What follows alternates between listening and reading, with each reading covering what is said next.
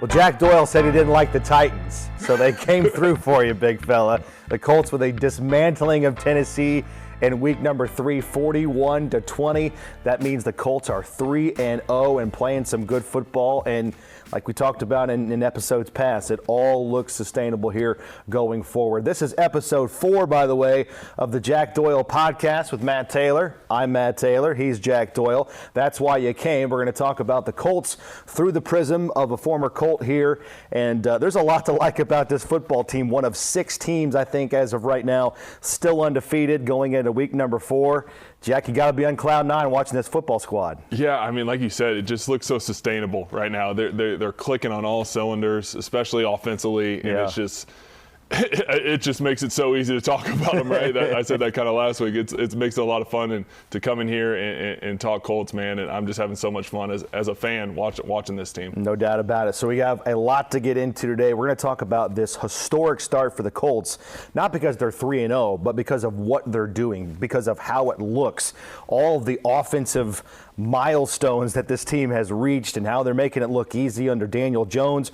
We're going to break down what this start means for the Colts in the big picture. We're already talking about playoff analytics. We're getting ahead of ourselves a little bit. But listen, if you start 3-0, the numbers say you're in a good spot. It's a marathon, not a sprint, but still a long ways to go there. And then also your guy, tight end Mo Alie-Cox, is going to join us. Jack and Mo are going to go mano-a-mano, one-on-one here for an interview coming up later in the podcast. You played with Mo for about 5 years. I know you're looking forward to that one. Yeah, I'm super excited for that. You know, Mo and I have spent so much time together when we were playing and in that tight end room, and he's just such a great guy. So I'm excited to, be able to interview him and bounce some things off of him, and I think we'll learn a lot about Mo. You got some tough questions ready? Oh yeah. I'm ready. Get the critical eye going? Yes, I got to talk about some technique stuff. Jack's on the dark side. He's in the media now. This ought to be good. Yeah, right. All the questions you didn't want to answer, now you're bringing Mo's way. Absolutely. Oh, man. Absolutely. All right, let's talk about it here. I mean, a 3-0 start. It's the best start for the Colts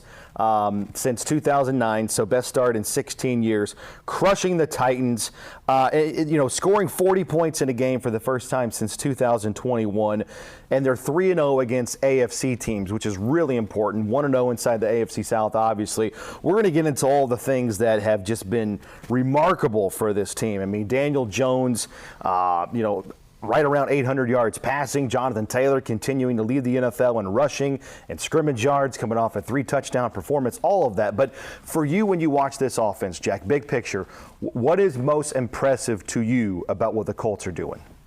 It's just the weapons. There's so many different guys who can produce, right? And that is so hard to defend for a defense when, Pierce was kind of going early in the game. Downs had a big catch early in the game. And then you still have Jonathan Taylor and still have Tyler Warren. Pitt had another touchdown. Pitt was being Pitt, and getting those grimy yards and being physical after the catch. I like that. Yeah, it is. They are so fun to watch and how efficient they are. Again, I keep obsessing over how efficient they are on first down. Even if it's an incomplete, second down comes back and it's a positive run. I don't know if there's a stat on this, and I haven't looked it up or anything like that, but I don't know if we've given up a tackle for loss, right? There's been a couple sacks, but I haven't seen a negative run when I'm thinking of watching these first 3 games. Well, the first tackle for loss that I think of was on that, and I hate to bring it up, but it was on that Jonathan Taylor run right before the Colts kicked a 60-yard field goal against Denver. Yes. That's the first one I can think of. Right. Yeah. And that was Shane Steichen's going, oh, no. Yeah, that was that awkward. Yeah, they were trying to keep it, put the ball in the right spot, too, I think, a little bit. But your point is well taken. Yeah, it just hasn't been a lot of negative plays, and that's keeping this offense, on schedule, and it's letting Daniel and the rest of the guys just produce at such a high level. All right, let's get into these Star Wars numbers. All right, the Colts have scored at least 29 points in all 3 of their games to start the season. That's the first time since 1969 that the team has accomplished that feat to begin the year. They've scored 103 points through the first 3 games of the season. First time they've done that in the Indianapolis era. Okay, and efficiency here. This is, and you're right. I want to play off of you because this is the one. I'm a stat guy. I'm a geek. I like the analytics, but this is the one that I just cannot comprehend. The Colts have scored on 77% of their offensive drives this season. They are 20 for 26 scoring points when they have the ball. That is the most by any NFL team after 3 games in 45 stinking years. starters. They haven't committed a turnover. They've punted only one time. Again, I'll ask you, what out of all of that, what is the most impressive part of this offense and their sustainability? I mean, the stats you're reading off, and it's all this historic, 40 years, 30. People haven't done this, right? Right. I mean, we got to appreciate. And they're doing it with a new quarterback, right? Daniel Jones. Correct. We have to appreciate what we're watching right now. And as you're reading through them, still the most impressive stat to me is the no turnovers. I think that's huge, right? And again, like you said, with a new quarterback, it's a new offense for Daniel, and to be able to take care of the ball, and that goes to Jonathan Taylor running the ball. We're taking care of the football, and that we're not putting our defense in bad spots. You know, you have those turnovers, and you can put your defense in bad spots and give up points and things like that. But we're playing complementary football in that way. And man, Rigo's punted once, right? And a beautiful punt by Rigo, put it right in the box he was aiming for, right? So it's just so fun to watch this offense go right now, and I'm having so much fun. Like I said, as a fan, just being able to sit back and watch and enjoy this team. I asked Shane Steichen about this on our Monday night radio show, and I got to ask you too, because again, the no turnover part, that is really hard to do. I mean, you think about all the luck that can go into the defense, right? They get a tip ball and it flutters in the air and you get an interception, or, there's a tackle for loss and somebody comes in from the side and pokes the ball out. Like, things happen throughout the course of an NFL game. But what goes into no turnovers during the week of practice? Like, how much of the execution and the precision is happening in practice that's leading to no turnovers on the game field through 3 games? Yeah, it's the attention to detail in practice, and it's the timing with the quarterback and the receiver, right? The tips and things like that comes from maybe a wide receiver and a quarterback not being on the same page, right? And we haven't seen that at all. We've seen Daniel deliver a confident ball and accurate ball to these guys, and they're catching it on the run. And and we have to credit Shane in that too. He's dialing up these plays that are getting guys open, along with the guys getting themselves open at the same time. So it's just practicing the details, right? And I'm sure the Colts during the week, we always did a ball security, drill on Thursday at the beginning of practice. So there's things like that they're paying attention to, and they know the importance of it. And there's nothing more important than the ball. I mean, coaches preach it over and over. The ball is it's the game. It's the game, right? Yeah. The ball, you're holding the livelihood. We just have a coach, the livelihood of everyone in this building, right? Everyone in the Colts organization, livelihood is on that ball, right? It's all predicted on what that ball does. So we got to protect it, and the Colts are doing a great job of it right now. Man, when you put it that way. Yeah, it's like, geez, I better squeeze that. I better squeeze the rock, But I mean, that's the seriousness of it that's being taken into this whole start for the Colts on offense. It's not just lip service. Like, they are living ball security, and I think that's exactly right. Like, if a ball's behind a receiver, it's because of bad timing. Well, that's because maybe something's happening in practice, or you're not practicing as precise as you need to. And that's obviously, speaking to the professionalism and the accountability that all of these guys have, showing up every day, understanding that every day matters. And it also matters how defenses now are focused on stopping the Colts. And Jack, I would love to hear you talk about this. I don't know what defenses could do, because it's almost like the Colts have 2 different identities now. They have the ground and pound and a great offensive line, and Jonathan Taylor ripping off big runs, especially in the second half, gets better as the game goes on. I mean, he leads the NFL in rushing, leads the NFL in scrimmage yards, but they also have this other identity with Daniel Jones being incredibly accurate, over 70% completion percentage. And it's not just like dink and dunk and stay on schedule down a distance. I mean, the guy leads the NFL in yards per attempt over 9, and the Colts have 6 receivers that are averaging at least 10 yards per catch. Like, how do you defend the Colts right now? Good luck. I don't know. I would hate to be a defensive coordinator going against the Colts right now, because, like you said, there's so many ways they can beat you and produce explosive plays. It's not, like you said, not just the dink and dunk, right? It's these explosive plays and these shots we're taking. And guys are coming open, and that's a credit to the guys. That's a credit to the scheme, right? And it just makes it so hard to defend when you have so many different weapons to choose from, right? And that's what Daniel has, and he's doing a great job, like we've talked about, getting them in the right play and putting them in position. And the O-line, let's not forget about the O-line and what they're doing in pass protection, giving up 2 sacks through 3 games. I mean, that's just incredible. And Jonathan Taylor in the backs and picking up blitz pro. It's just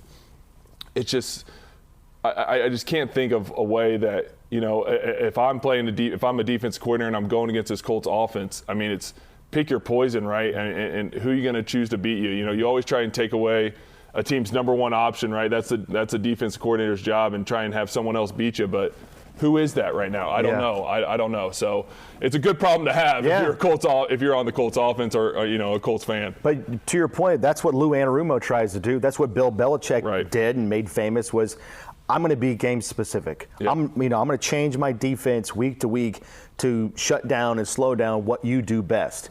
And you know, in the past, it might have been T.Y. Hilton, or it might have been, you know, whatever. I mean, if you go back to the Manning days, you got to take away Marvin Harrison. Within this offense, is it Michael Pittman Jr.? Is it Tyler Warren? Is it Jonathan Taylor? And it's almost like the Colts under Shane Steichen. I don't know if this makes sense to you, but you know, some people are saying, well, you know, in the beginning of the game, we're throwing the ball a little bit more, and then in the second half, you know, middle of third quarter, we're running a little bit more, establishing Jonathan Taylor. I don't think Shane Steichen's trying to do either. He's just trying to establish the lead. Yeah. You know, like, let's get the lead first, no matter what it takes to get that done. No, he's calling the play that makes sense to him at the time. It's not, you know, I don't think he's, like you said, I don't think he's overthinking. And feeling completely comfortable doing it. Yeah, right, completely, and confident in his guys. Right? That's the biggest thing. You see the trust that Shane has, and not only Daniel, but the whole offense right now, and the way he's calling the plays, and the guys are producing. And it's just, like, I just don't know how you take it away. Like you said, there's not that number one option that, you know, Coach Belichick made famous, right? He would, you know, he would double your number one. Make you play left-handed. And then put his best corner on your number two. Yeah. And then he's like, good luck. Right. Yeah, good luck. How are you going to beat us? And if you do beat us, I'll tip my cap to you, you know? Yeah, good job. And what do you do with the Colts? You do that, you try and take away who? I don't know. You know, obviously Jonathan Taylor, and then we're going to beat you in the pass game with all the different weapons. So it's a great problem for, you know, for the Colts to be, you know, for the problem for the defense to have that the Colts are going up against. Well, one final thing on the Tennessee Titans. It was, listen, when you win by 21 points on the road against a division team, like, that's special. Like, that just doesn't happen. And I'm not trying to throw shade at anybody else or in recent past, but I mean, you know, historically when the Colts go down there, it's a tight game. No matter the records, no matter the rebuilding mode that a team is or isn't in, it was a workman-like approach. So what did you see out of the Colts in terms of execution and just, you know, body language, how they handled themselves professionally, on how they were able to go down there and get the job done and win by 21 points, but from a feel standpoint, it felt bigger than that. Right, it did. And it just shows the veteran leadership that we have right now in the locker room. And these guys have been through ups and downs with the Colts. You know, we've had a lot of guys who have been here a while, and they've rode that wave of you know, haven't had this early season success and have struggling starts. So they're preaching in that locker room, hey guys, it's 1 week at a time, and we got to get back to work every Wednesday and start this week the right way. And you see it, and you know these guys are practicing the right way, and the attention to detail with how they're coming out with these great starts and sustaining it through a game. Yeah, for sure. Can we spend some more time talking about Jonathan Taylor? Oh, I could talk about him all all day. day. Okay, so epic game. Okay, he has the most rushing yards by a Colts player dating back to at least 1970 within the merger. 3 touchdowns, but he ripped off that massive 46-yard touchdown, okay? Attacks the hole, spins, slips out of a tackle, speed to burn, hits the 20-yard line, see ya. Yeah. All right, I mean, one of the more if you love football, that's one of the most impressive runs you've ever seen. And then certainly out of Jonathan Taylor, one of the more impressive runs in his career so far. So when you're watching that game on TV, Jack Doyle, what was your reaction? Oh, I was so hyped. First, all right, we'll start with the beginning of the play. Well, yeah, take us to the formation because your guy Tyler Warren's a part of it. Tyler's the H-back, right, in that fullback position. And you know, they're in an under front, right? And they have the 5-tech, who 5 technique would be a defensive end. And explain what that means, the under front. What's that? Okay, under front is a shade over the center, a 5-tech, who would be on the outside shoulder of the left tackle, and then a Sam backer on the tight end, right? That's their under front to the front side. And what they did is so Tyler's in the fullback position, right? He's thinking he's entering through in between our guard and our tackle, right? What happens is the 5-tech, the D end, who's on the outside shade of the tackle, slants in, right? So Tyler sees that. Now he's entering in the C gap, which is in between Mo as the tight end and Raymond, the tackle. and he has an ISO block on a linebacker and goes and smokes the linebacker. Jonathan's up on a safety very quickly, and that's a bad problem for the safety. Yes, and it is. Jonathan Taylor does the rest, right? The spin move, he does a little hurdle out of the spin move to keep himself going. Right. And then here comes Pittman, of course, 30 hustling over to the yards play, downfield, right? pushes the cornerback off of Jonathan. Little chip. Yeah, and then Jonathan finishes the run. I mean, it was so awesome. But to see Tyler hit an ISO block on a fullback, and then he's as a fullback and hit an ISO block on a linebacker. I mean, that's what I was most excited for. Speaking from experience, that's a tough block to do, and he came in there and smoked the guy and springed Jonathan. Okay, so we're going to stay technical right now. Yes. Okay, that is for those that don't understand that play, it's a very basic play. Yes. But it's executed by non-basic people. Yes. Right. Tyler Warren is special. Obviously, Jonathan Taylor is elite. Can you talk to us about just how old school of a play that was, how much you really don't see it too much in the NFL? And I mean, how many times did you run that play at Holy Spirit and CYO? Yeah, exactly. Right? ISO left on 2. Ready, break. Yeah, we jump off sides. No, but it's we ran a lot of, and to see it to the tight end side, that's not to say that's different in the NFL, but you don't see that anymore, right? You see a lot of the weak, and we want the fullback to hit on the will backer more so. You see that more often. But to run it to the strong side at the mic, and like you said, a very simple play.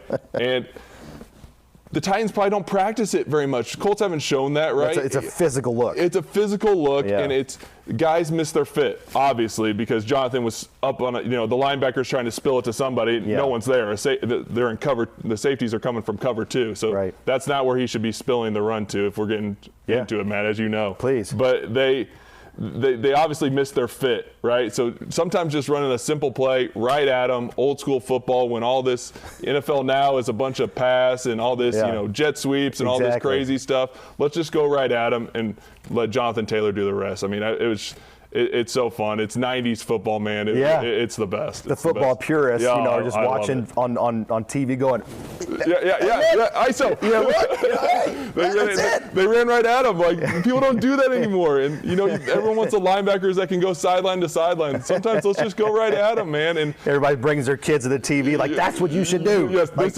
is football, guys. This is football, guys. Downhill football. That's what it is. And a credit to Tyler Warren, man. If we're going to put him at that fullback, and what was it last week of the Broncos where he was at fullback and ran the corner route?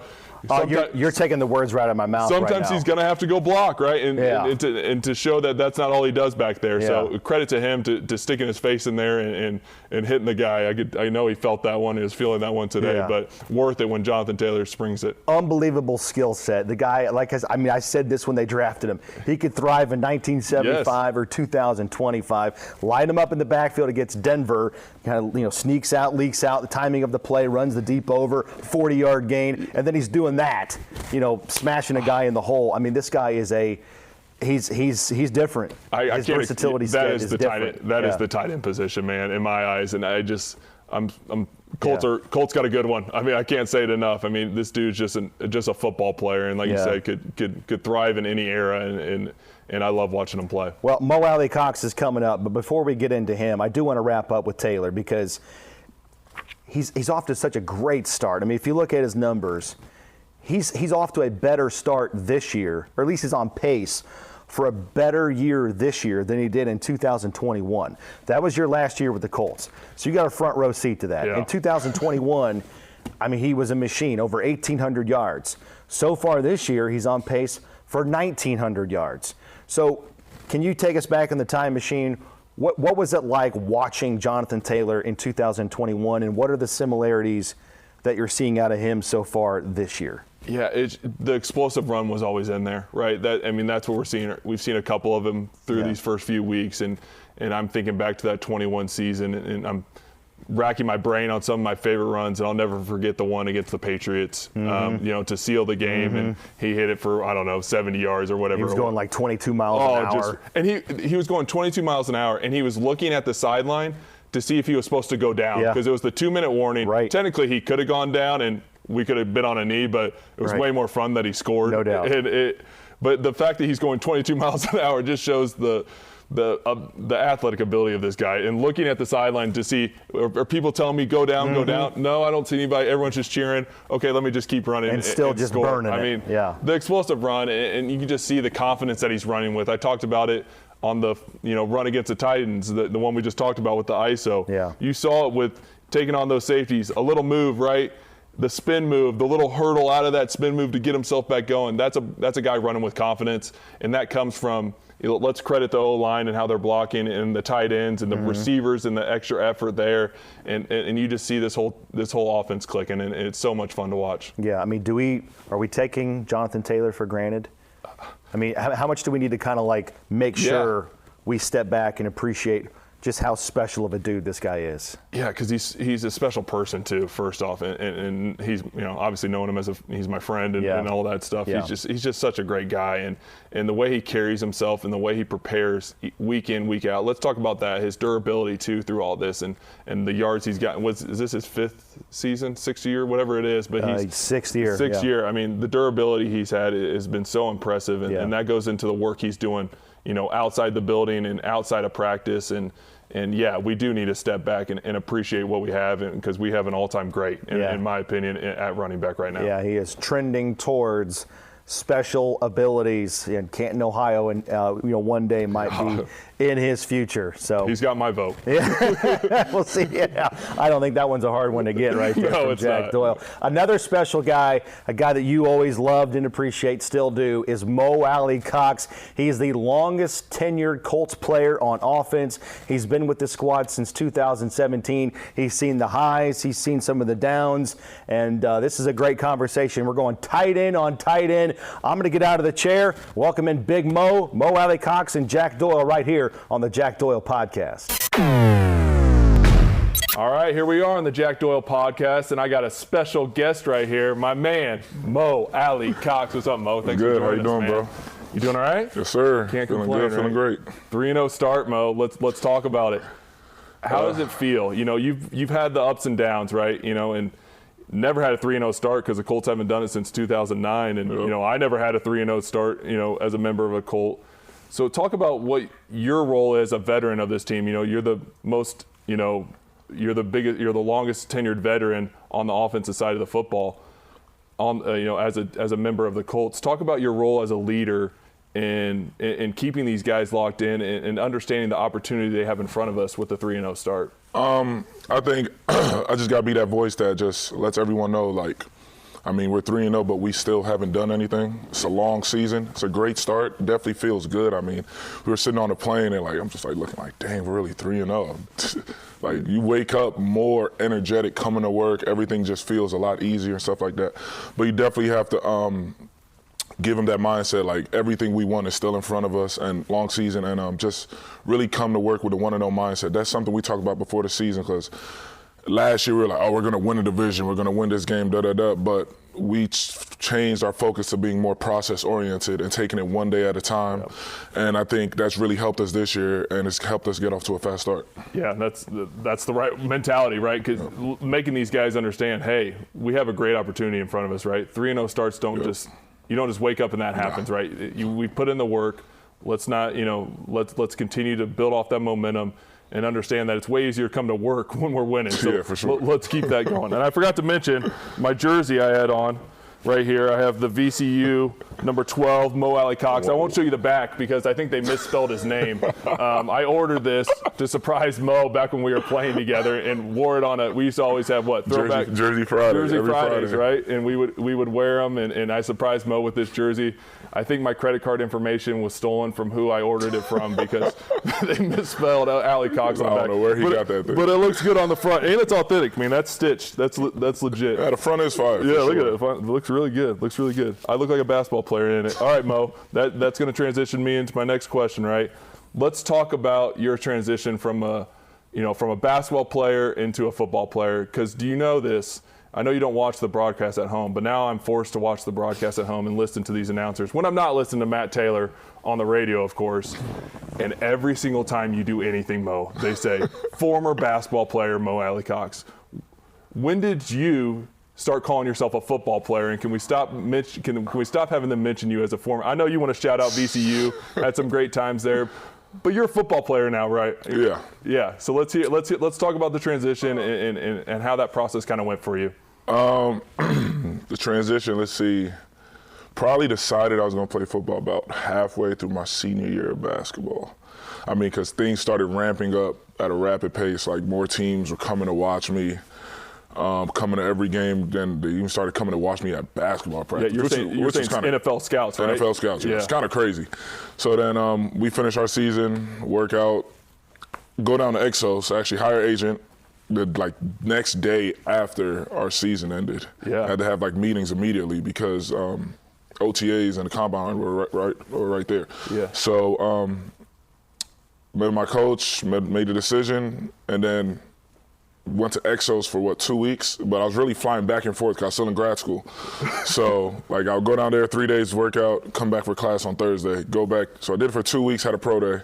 30 teams come out to my pro day, work out at linebacker, tight end, tackle, and D-end. Oh, they were running. I hated blocking you. And, I was fresh out of basketball, so I didn't know. I'm thinking it was just a normal workout. Yeah. But then you see, now I've been here, you see the workouts, it's 10 minutes and you're done. Yeah. But I was working out for over an hour, bro. So did that, flew to a bunch of teams, came to Indy, had lunch with you, Swoopy. Yeah, because you had a weird deal where you weren't. Yeah, I didn't have to enter the draft. Yeah, it was kind of weird. I don't remember exactly what the rule was. You were just a free agent, yeah, right? So, I mean, it was cool. All the teams were flying me out first class. Yeah, I was eating good. You were getting recruited so, like a high school kid come to a college. So we had to butter you up with over lunch and tell you how great this place was. For sure. Which worked, obviously, because here you are. Man. Yep, made my decision, chose Indy. I mean, you were a great guy. Swoopy was a former basketball player, so I knew I could learn from him.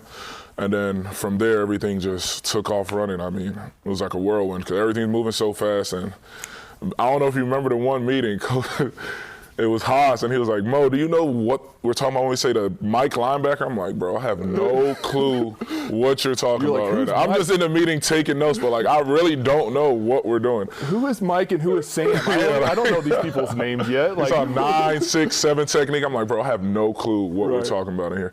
But after that year, then we had Frank come in, so we all had to learn a new playbook from scratch, and then that really helped my development, I would say so, because we're all learning a new system, and then the rest is history. Yeah, man. Let's credit you on how smart you are. First, you were talking about how you were doing grad school. How many degrees do you have? I had my undergrad. I graduated in 3 years. Then I got my master's. Then I got a certificate in Homeland Security. Yeah, can we talk about how smart this guy was and how much work he put in, not only on the field and learning the position, but off the field. And this guy was always first when we have an iPad that shows our film, right? And the coaches can see how much film you're watching. Yep. And who was first every single year? It's this guy. I'm sure he still is first if they go look it up. This guy watches more film than anybody, and he knew the work he had to put in. And 9 years, here we are. Mo the football player, right? No longer the basketball player. So that's a credit to you, Mo. All right, let's talk about what the people want to hear about. You've played with 2 number 84s now. Can we please, I know Tyler's, he's played 3 games, a couple preseason games, been here for a couple months. Hype is all out there on him, as it should be. Yep. Great player. But who is your favorite teammate to wear number 84? The people really want to know.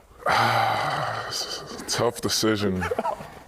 But I would still say Jack Doyle. Yeah, all right. So it sounds like my days are numbered, right? It sounds like my days are numbered, as they should be if we're watching what Tyler's doing right now and the way he's carrying himself. Came out and got 10 targets his first game, so. Yeah. We were searching for those. Right? We were searching for those, but no, it's all in fun. But I know you've played a huge role in helping Tyler in his transition into the NFL.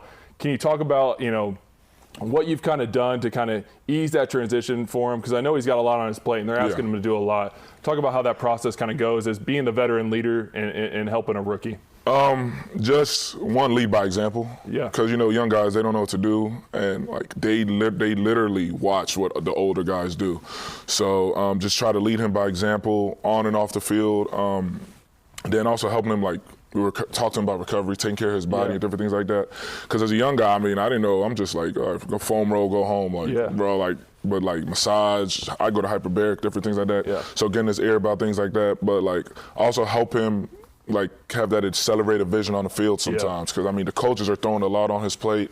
And, I mean, they ask him to do everything. I mean, even at fullback last game. So just literally just being an extra coach in his ear and things like that, because they're just going to throw more and more on his plate. So helping him handle that load and different things like that. So, but he's done a great job. And when he doesn't understand stuff, he asks questions. Yeah. So as a vet, you want the young guy to ask you questions, so that shows that they care and they're just willing to get better and different things like that. Yeah. So he doesn't think that he knows it all already, and definitely he's a willing participant when it comes to asking questions. Yeah, you don't want to be guessing what a guy's thinking. For right? sure, it's like, yeah. There's no bad questions, right? When you're coming in as a rookie, not at all. Let's ask the questions, right? And let's make sure we're all on the same page. Yep. And that's a credit too. I know Tom Manning's played a huge role. Tom, the tight end coach. Tom was our coach there for one season back in 2018, and now he's back with the Colts. Yep. Talk about what Tom Manning's meant to you and what he's done to again help Tyler with that transition. And also, I want to know, are you guys still only doing blocking drills during individual? Because to little history on Tom Manning, he's a Mount Union guy, played O-line, so he loves zone blocking and teaching us the technique. I remember in 18, every individual period, all we did was block. And he got me a lot better, and I love blocking, but it's always kind of a running joke between me and Mo. So we'll talk a little bit about Tom and your relationship with him. Having Tom back has meant the world, man. I mean, he brings that energy to the room. 18, he was a little more reserved, but now, he's completely himself, bro. We're joking around all day in that room, but we also know when it's time to work and have fun. We are definitely still doing the zone blocking footwork and things like that. But I mean, it helps for sure. Definitely in the run game, definitely helps. But Thursdays we lean towards more catching the ball, top of the route stuff, getting in and out of breaks and things like that. So he's definitely switched it up. We don't really hit the sled, thank God. Yeah, that's probably because Tyler showed up. Yeah, so he's like, hey, I got to make sure this first rounder doesn't hate me. So I'm gonna let him do this a little bit on Thursday and run some routes. Being with Tom's definitely been great. One thing about Tom, remember he used to be a teacher. So we go into that room, we're hitting every single coaching point. We do not miss a single coaching point. And I joke with Tom, bro, we watch so much film in this room. You rarely have to watch film when you go home, because he's literally going to make sure we see every single look that we could possibly get. But it might get annoying sometimes, but as a player, that's what you want, because you're completely prepared when Sunday comes around. So definitely kudos to him. It's definitely been a pleasure having him back. He definitely, he's an empowerer. He doesn't really put us down. He builds us up in the room, and if a mistake happens, he doesn't really chew you out. He just talks about, all right, what were you seeing here? Okay, I could understand that, and different things like that. So it's definitely great having him in the room. Yeah, Tom's great, man. Mo, this is a lot of fun talking, man. I really appreciate you joining us. This is my first time ever interviewing somebody. How lucky am I that I pleasure to be the first one. That I got to be my guy, Mo Alie-Cox. I keep joking with the players now that I've turned to the dark side and doing the media side. Avoid you at all costs, bro. Yeah, but so easy to do Mo. I felt like I was back in the tight end room and we were back joking around and having a lot of fun. So thanks for joining me, Mo. Yep, no problem at all. Yep. I'm back. Fantastic conversation. Jack Doyle awesome, and Mo Alie-Cox. I love when players talk to players. Okay, I mean, I like to think I'm an okay interviewer, but I just there's certain things that you can only get out of guys when you've been in the trenches together. So I really appreciated that conversation. Jack Doyle and Mo Alie-Cox. All right, to wrap up here, Jack, I want to throw you one number going into Week 4 in this Rams game, another road game for the Colts. There have been 22 teams that have started 3-0 since the NFL expanded the playoffs in 2020. All right. 19 of those 22 teams went on to make the playoffs that started 3-0. That's 86%. So the Colts have some wiggle room. It's a marathon, not a sprint. But as a former player, if you were to have heard that stat in the locker room on a 3-0 team, how would you compute that, and how would that go into making sure that you don't let your guard down and you don't let complacency set in? Yeah, you would first hear that and be, my first thought would, if as a player would be, okay, we got a great opportunity here, right? So let's get back to work, right? And then I'd move on from it, right? And I'd get back into my routine of the week, making sure everyone else is getting back in the routine of their week, and just know that, hey guys, and reminding the young players that this doesn't happen often, right? Let's understand that it's hard to win in the NFL, and we have we gave ourselves a little bit of a head start in and how we've started this season. So let's put in a little extra work, right? Let's lock in even more with attention to detail and appreciate that we have this opportunity, and let's make the most of it. But as a fan, I love it. I'm super excited. I can look at all these analytic stats and be like, oh, man, we got to, whatever. That's what we do. We got an 86% chance now, right? Yeah. We're looking good, man. Right. I can ride the emotional roller coaster that as a player, you want to make sure your team is staying locked in and being like, hey, guys, this doesn't happen often, right? Like, let's be locked in. Let's take advantage of this opportunity we have in front of us. But there is still, and the reason I partly bring this up is that there's still a core group of guys that have been burned by analytics before. Okay, Yes. you go back to 2021. The last 2 weeks of the season, the number said, forget. you got a 98% chance of making the playoffs. All you got to do is win one of your last two games. One of those games was against the Jacksonville Jaguars, who were 2 and 1 and whatever. So these guys, they know that, right? They remember those types of things, and I don't think that's going to be a problem for this squad. No, I don't either, and they better remember it, because I remember it. It's still, I still think, I'll be out playing with the kids, and those last 2 games of 21 pop in my head. Those happen to be the last 2 games of my career, so they pop in there every once in a while, but you got to take advantage of the opportunity. I remember, I can't remember who it was, but when my first year, in the NFL was 13. We go to the playoffs, have that great win against the Chiefs, and then the next year, we go on another round, right? We make it to the AFC Championship game, and I remember guys being like, "Hey, this doesn't happen often. Like, let's appreciate it." And then, and then I never got back. So these guys need to understand the opportunity that's in front of them. Hey, we're off to a great start. Let's know the opportunity that's out there, and let's lock in, and let's get back to work. Yeah, but you made the playoffs in 18, made the playoffs in 20. All right. So you weren't completely done. No, not completely. Yeah, and 20. Don't talk about the 20 playoff game either. I wish we would beat that Buffalo team. But, I understand. But hey, I love. That's not how I want to end the podcast. No, you don't want to end it that way. But that's how as a football player, as you know, man. Right. That's how you think, right? You think more of the negatives sometimes than the positives, but.